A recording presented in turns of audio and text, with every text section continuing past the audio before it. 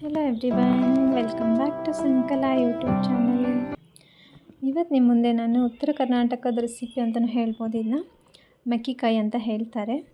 So usually ಮೆಕ್ಕಿಕಾಯಿ ಬಂದುಬಿಟ್ಟು ತೊಂಡೆಕಾಯಿ ಥರ ಇರುತ್ತೆ. ಬಟ್ ನಾನು ಇವತ್ತು ತೋರಿಸ್ತಿರುವಂತಹ ರೆಸಿಪಿ ಬಂದುಬಿಟ್ಟು ಸಿಹಿಯಾದಂಥ ಮೆಕ್ಕಿಕಾಯಿ ಅಥವಾ ಹಣ್ಣಾಗಿರುವಂತಹ ಮೆಕ್ಕಿಕಾಯಿ. ಇದನ್ನ ರಾಮ್ ಮೆಕ್ಕಿಕಾಯಿ ಅಂತಲೂ ಹೇಳ್ತಾರಂತೆ. ಸೊ ಅದರ ರೆಸಿಪಿನ ಯಾವ ಥರ ಮಾಡೋದಂತ ಹೇಳಿಬಿಟ್ಟು ನಾನು ಈ ವಿಡಿಯೋದಲ್ಲಿ ತೋರಿಸ್ಕೊಡ್ತೀನಿ. ಸೊ ಬನ್ನಿ, ಈ ರೆಸಿಪಿನ ಅಮ್ಮ ಮಾಡಿರೋದು, ನಾನು ಜಸ್ಟ್ ರೆಕಾರ್ಡ್ ಮಾಡಿರೋದು. ಸೊ ಇಲ್ಲಿ ನೋಡ್ತಾ ಇರ್ಬೋದು, ಇದನ್ನು ನಾವು ಮೆಕ್ಕಿಕಾಯಿ ಅಂತ ಹೇಳ್ತೀವಿ. ಇದು ತುಂಬಾ ಹಣ್ಣಾಗಿರೋ ಅಥವಾ ಸಿಹಿಯಾಗಿರುವಂತಹ ಮೆಕ್ಕಿಕಾಯಿ. ಇದನ್ನ ನಾವು ನೀಟಾಗಿ ವಾಶ್ ಮಾಡ್ಕೊಂಡ್ಬಿಟ್ಟು ಅದರಲ್ಲಿ ಒಳಗಡೆ ಇರುವಂಥ ಬೀಜನೆಲ್ಲ ಸಪ್ರೇಟ್ ಮಾಡ್ಕೊಳ್ಬೇಕು. ಬೀಜನೆಲ್ಲ ಸಪ್ರೇಟ್ ಮಾಡಿ ಅದನ್ನ ನಾವು ಉದ್ದುತ್ತಾಗಿ ಹೆಚ್ಚಿಟ್ಕೊಳ್ಬೇಕು. ಸೊ ಇದು ಹೆಚ್ಚಿಟ್ಕೊಂಡ ನಂತರ ಅದನ್ನು ನೀರಲ್ಲಿ ನಾವು ನೀಟಾಗಿ ವಾಶ್ ಮಾಡ್ಕೊಳ್ಬೇಕು. ಕೆಲವೊಂದು ಮೆಕ್ಕಿಕಾಯಿ ಆಲ್ಮೋಸ್ಟ್ ಹುಡಿನೂ ಇರುತ್ತೆ, ಸ್ವಲ್ಪ ಕಹಿ ಇರುತ್ತೆ. ಬಟ್ ಇದು ಹಣ್ಣಾಗಿರೋಂತಹ ಮೆಕ್ಕಿಕಾಯಿ ಆದ್ದರಿಂದ ಆಲ್ಮೋಸ್ಟ್ ಎಲ್ಲ ಸಿಹಿಯಾದಂಥ ಮೆಕ್ಕಿಕಾಯಿನ ಅನ್ಬೋದು. ಇನ್ನೊಂದು ವೆರೈಟಿಲಿ ಕಾಯಿ ಬರುತ್ತೆ, ಅದು ತುಂಬಾ ಕಹಿಯಾಗಿ ಬರುತ್ತೆ, ಅದೊಂಥರ ತೊಂಡೆಕಾಯಿ ಥರ ಇರುತ್ತೆ. ಬಟ್ ಇದು ಹಣ್ಣಾಗಿರೋಂಥ ಮೆಕ್ಕಿಕಾಯಿ. ಸೊ ಬನ್ನಿ ನೋಡೋಣ ಯಾವ ಥರ ಒಗ್ಗರಣೆ ಮಾಡೋದಂತ ಹೇಳಿಬಿಟ್ಟು. ಇಲ್ಲಿ ಒಂದು ಕಡಾಯಿನ ಇಟ್ಕೊಂಡಿದ್ದೀವಿ. ಅದು ಕಡಾಯಿ ಬಿಸಿ ಆದ ನಂತರ ಅದಕ್ಕೆ ಒಂದು ಸ್ವಲ್ಪ ಎಣ್ಣೆನ ಹಾಕ್ಕೊಂಡಿದ್ದೀವಿ. ಎಣ್ಣೆ ಕಾದ ನಂತರ ಅದಕ್ಕೆ 1 ಟೇಬಲ್ ಸ್ಪೂನ್ ಆಗೋಷ್ಟು ಜೀರಿಗೆ, ಆಮೇಲೆ 1 ಟೇಬಲ್ ಸ್ಪೂನ್ ಆಗೋಷ್ಟು ಸಾಸಿವೆನ ಸೇರಿಸ್ಕೊಳ್ಳೋಣ. ಜೀರಿಗೆ ಸಾಸಿವೆ ಫ್ರೈ ಆದ ನಂತರ ಅದಕ್ಕೆ ಜಜ್ಜಿಟ್ಕೊಂಡಿರೋಂಥ ಬೆಳ್ಳುಳ್ಳಿನ ಹಾಕ್ಕೊಳ್ಳೋಣ, 4ರಿಂದ 5 ಎಸಳು. ಅದಾದಮೇಲೆ ಕರಿಬೇವಿನ ಎಲೆ, ಬೆಳ್ಳುಳ್ಳಿ ಕರಿಬೇವಿನ ಎಲೆ ಚೆನ್ನಾಗಿ ಫ್ರೈ ಆದ ನಂತರ ಇದಕ್ಕೆ ಕಟ್ ಮಾಡಿ ವಾಶ್ ಮಾಡಿ ಇಟ್ಕೊಂಡಿರೋಂಥ ಮೆಕ್ಕಿಕಾಯಿನ ಸೇರಿಸ್ಕೊಳ್ಳೋಣ.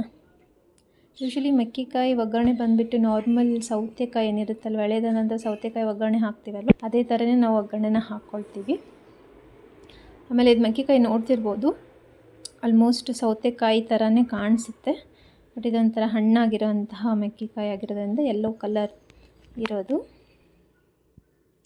ಸೊ ಮೆಕ್ಕಿಕಾಯಿ ಎಲ್ಲ ಹಾಕ್ಕೊಂಡ ನಂತರ ಈ ಒಗ್ಗರಣೆನ ಒಂದು 2ರಿಂದ 3 ನಿಮಿಷದವರೆಗೂ ಮೀಡಿಯಮ್ ಫ್ಲೇಮ್ ಇಟ್ಬಿಟ್ಟು ಅದನ್ನ ಚೆನ್ನಾಗಿ ಫ್ರೈ ಮಾಡ್ಕೊಳ್ಬೇಕು.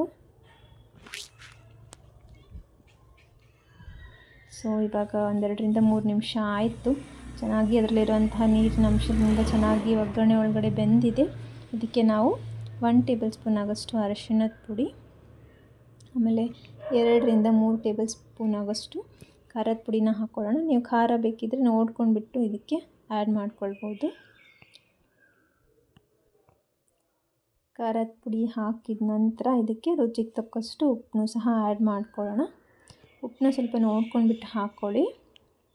ಜಾಸ್ತಿ ಉಪ್ಪಾಗ್ಬಿಟ್ರೆ ಆಲ್ಮೋಸ್ಟ್ ಪಲ್ಯದೆಲ್ಲ ರುಚಿ ಹೋಗ್ಬಿಡುತ್ತೆ. ಸೊ ಅದರ ಸಲುವಾಗಿ ನೀವು ಉಪ್ಪನ್ನ ನೋಡ್ಕೊಂಡ್ಬಿಟ್ಟು ಹಾಕ್ಕೊಳ್ಳಿ. ಸೊ ಎಷ್ಟು ಇಂಗ್ರೀಡಿಯೆಂಟ್ಸ್ ಹಾಕಿದ ನಂತರ ಇದನ್ನು ನೀಟಾಗಿ ನಾವು ಕಲಿಸ್ಕೊಳ್ಬೇಕು.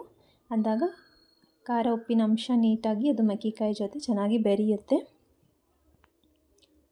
ಸೊ ನೋಡಿದ್ರಲ್ವ, ಖಾರ ಉಪ್ಪು ಅರಿಶಿಣ ಇದೆಲ್ಲ ಹಾಕಿದ ನಂತರ ಇದನ್ನು ನಾವು ನೀರು ಹಾಕಿಬಿಟ್ಟು ಒಂದು 5 to 6 ಮಿನಿಟ್ಸ್ ಆದರೂ ಮೀಡಿಯಮ್ ಫ್ಲೇಮ್ ಇಟ್ಕೊಂಡ್ಬಿಟ್ಟು ಬೇಯಿಸ್ಕೊಳ್ಬೇಕು.